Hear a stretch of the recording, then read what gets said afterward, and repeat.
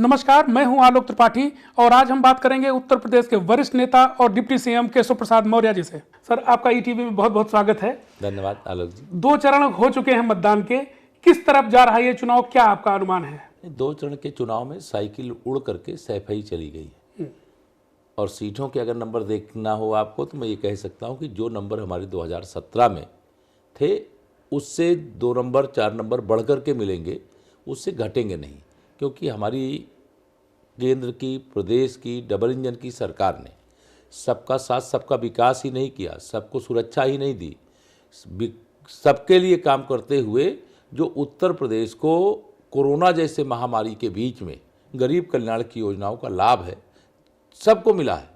हमारी सरकार ने कोई भेदभाव नहीं किया है, इसलिए जैसे सबको लाभ मिला वैसे सबका वोट भी मिल रहा है। समाजवादी पार्टी के नेता अखिलेश यादव बड़े आरोप लगाते हैं कि ये जो पूरा केंद्र की सरकार, यहाँ जितने भाजपा के नेता हैं, प्रधानमंत्री जी हैं, गृह मंत्री जी हैं, सब उत्तर प्रदेश में बहुत सारे और सरकारी संसाधनों का पहले से दुरुपयोग किया आचार संहिता लगने के पहले, और योजनाओं की बात करते हैं कि सारी उनकी योजनाओं का ही भाजपा जो है अभी लोकार्पण कर रही है। इस पे क्या कहेंगे आप? देखिए, श्री अखिलेश यादव जी को जो सपना आया था कि वो 400 सीट जीत रहे हैं, जैसे 2014 में सपना आया था कि वो पूरे उत्तर प्रदेश की लोकसभा की सीटें जीत रहे हैं और देश में भी सपा की सरकार बनने वाली है, वो सपना जनता ने चूर चूर कर दिया। फिर 2017 में वह फिर 300 से ज़्यादा सीटें जीतने की बात कर रहे थे, 47 पे जनता ने समेट करके ला के रख दिया। अब 2019 में मैं कहूँ सांपनाथ, नागनाथ, न्योलानाथ सब एक साथ आ गए। उसके बाद एक ही लक्ष्य था कि मोदी जी को देश का प्रधानमंत्री बनने से फिर रोका जाए, लेकिन देश ने जान लिया कि ईमानदारी से देश की सेवा कौन कर रहा है, देशवासियों की सेवा कौन कर रहा है, और बेईमानी के लिए मोदी जी को कौन रोकना चाहता है, भ्रष्टाचार के लिए कौन रोकना चाहता है, तुष्टीकरण के लिए कौन रोकना चाहता है, दंगा गर्दी करने के लिए कौन रोकना चाहता है। तो लोगों ने समझ लिया। तो 51% वोट सपा बसपा के गठबंधन के बाद भी, 64 सांसद इस बड़े गठबंधन के बाद भी भाजपा के खाते में आए और देश में हमारी 2014 से भी बड़े बहुमत से सरकार बनी। और इसके कारण से जो श्री अखिलेश यादव जी 2022 को लेकर के जो स्वप्न देख रहे हैं, उनका सपना मुंगेरी लाल का हसीन सपना रह जाएगा। वो जो अपनी योजनाओं की बात करते हैं कि सब कुछ हमने किया था पिछली सरकार में और अब ये फीता हमारी योजनाओं काट रहे हैं, इस पर क्या कहना है? देखिए, श्री अखिलेश यादव जी को पूरे 4.5 साल जब चुनावी पिकनिक मनाने का यानी चुनाव प्रचार का जब समय आया तभी वो दिखाई दिए। 4.5 साल दिखाई नहीं दिए, घर में बैठ करके ये योजना हमारी, ये योजना हमारी, ये योजना हमारी।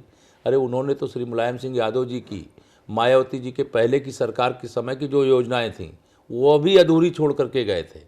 मायावती जी के समय जो योजनाएं शुरू हुई उनको भी अधूरी छोड़ करके गए थे, और उनके समय की जो श्री अखिलेश यादव जी के समय की, वो मुंगेरी लाल की तरह ही हसीन सपने देखते थे, हम ये करेंगे। जैसे उन्होंने कहा हम बाबा विश्वनाथ जी का धाम बनाने के लिए हमारी कैबिनेट, अरे जाओ ना फिर बाबा जी का दर्शन कराओ। हिम्मत नहीं पड़ रही, क्योंकि वहाँ दर्शन करने जाना पड़ेगा तो बगल में भी उनको दर्शन करने जाना पड़ेगा। तो वह सब झूठ बोलने की ऑटोमेटिक मशीन बन गए हैं। वह जो बोलते हैं उसे जनता स्वीकार नहीं करती। जनता जानती है कि जब अखिलेश यादव जी थे बिजली आती नहीं थी, और जब भाजपा आई तो बिजली जाती नहीं है। तो ये जो अंतर है, उनके समय में सड़कों में केवल गड्ढे ही गड्ढे थे, आज सड़कें गड्ढा मुक्त हैं। उनके समय कानून व्यवस्था ध्वस्त थी, आज कानून व्यवस्था दुरुस्त है। उनके समय एक जाति के लिए, एक संप्रदाय के लिए काम होता था, भाजपा के लिए सबका साथ सबका विकास, गरीब गरीब एक समान, किसान किसान एक समान, बेटी बेटी एक समान, हिंदू हो या मुसलमान। हमारे सरकार के समय में बिना भेदभाव के सेवा भी हो रही है, विकास भी हो रहा है और लोगों को दिख रहा है।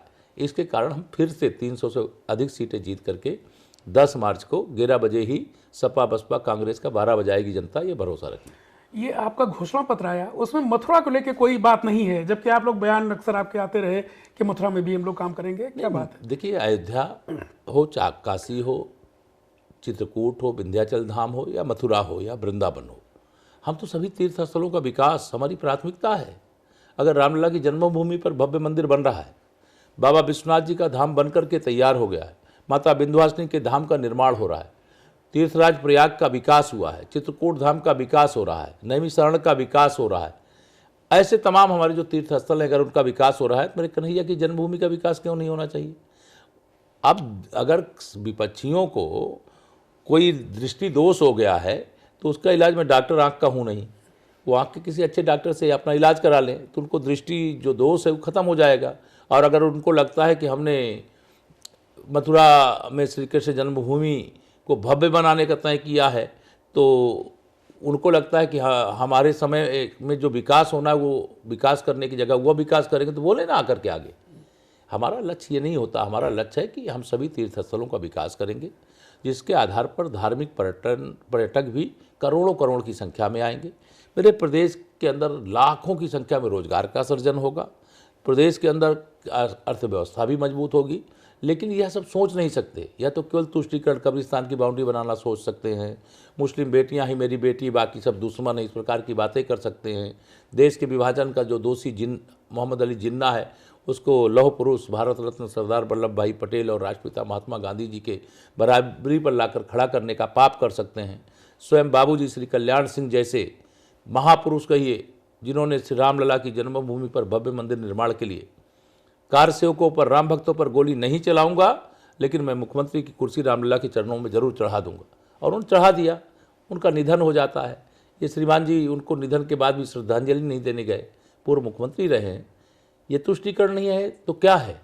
तो ऐसे तमाम कारण हैं जो मैं ये कह सकता हूँ कि इस प्रकार की जो बातें श्री अखिलेश यादव जी की हैं, उन बातों में कोई दम नहीं है। भारतीय जनता पार्टी मजबूती से जनता की सेवा कर रही है, चुनाव लड़ रही है, चुनाव जीत रही है।